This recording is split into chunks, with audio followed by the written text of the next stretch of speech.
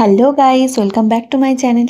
কালকে যেহেতু রবিবার ছিল তাই দিদিরও ছুটি ছিল, তাই আমরা প্ল্যান করলাম বিকেলবেলা চা খেতে যাব আর সামনে থেকেই কিছু ঘরের জিনিস দরকার আছে সেগুলো কিনতে যাব। আর আমি ভাবলাম একটা ছোট্ট ভিডিও বানিয়ে নিই।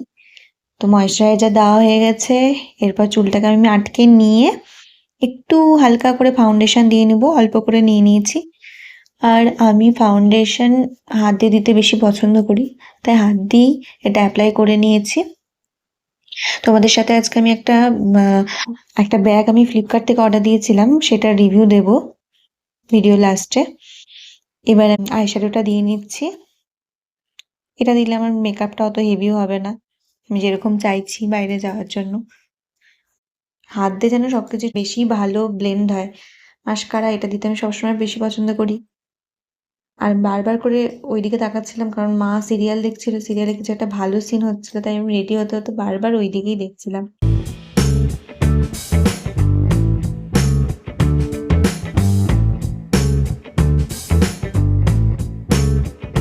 আমি তো এবার রেডি।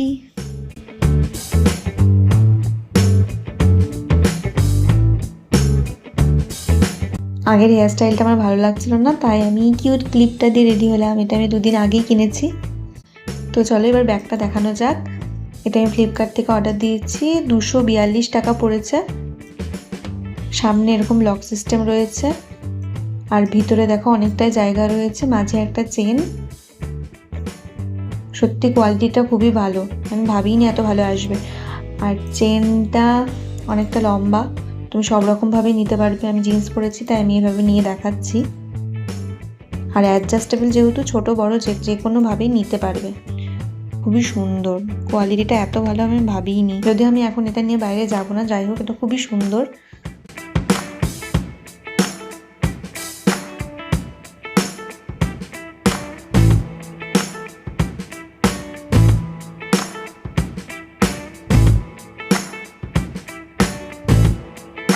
এই দেখো, এখানে চওড়াটাও যথেষ্ট রয়েছে, আর নিচে এরকম পিছনেও এরকম ডিজাইন করা রয়েছে। সামনেটা তো দেখলেই সুন্দর। ভিডিওটি ভালো লাগলে অবশ্যই লাইক করো, কমেন্ট করে জানিও যদি লিঙ্ক দরকার হয়, আর চ্যানেলটি অবশ্যই সাবস্ক্রাইব করো।